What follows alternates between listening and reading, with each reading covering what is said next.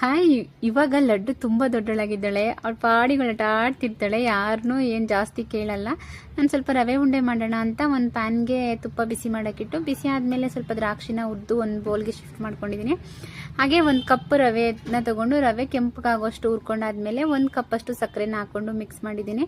ಅದಾದಮೇಲೆ ನಾನು ಮತ್ತೆ 1 ಕಪ್ಪಷ್ಟು ಕೊಬ್ಬರಿ ತುರಿನ ಹಾಕ್ಕೊಂಡು 1-2 ಚಿಟಿಕೆಯಷ್ಟು ಏಲಕ್ಕಿ ಪೌಡರ್ನು ಕೂಡ ಹಾಕ್ಕೊಂಡು ಎಲ್ಲ ಫುಲ್ ಮಿಕ್ಸ್ ಆದ ನಂತರ ಸ್ವಲ್ಪ ದ್ರಾಕ್ಷಿ ಹುರಿದಿರೋದನ್ನು ಹಾಕ್ಕೊಂಡು ಚೆನ್ನಾಗಿ ಲೋ ಫ್ಲೇಮಲ್ಲೇ ಇಟ್ಕೊಂಡು ಮಾಡಬೇಕೆಲ್ಲನೂ. ಹಾಲನ್ನ ಕಾಯಿಸಿ ಆರಿಸಿರೋಂಥ ಹಾಲನ್ನ ಕೂಡ ಸ್ವಲ್ಪನೇ ಹಾಕ್ಕೊಂಡು ಉಂಡೆ ರೀತಿ ಬರೋಷ್ಟು ಮಾಡ್ಕೋಬೇಕು. ಅದು ಬಿಸಿ ಇದ್ದಾಗಲೇ ಕಟ್ಟಬೇಕು.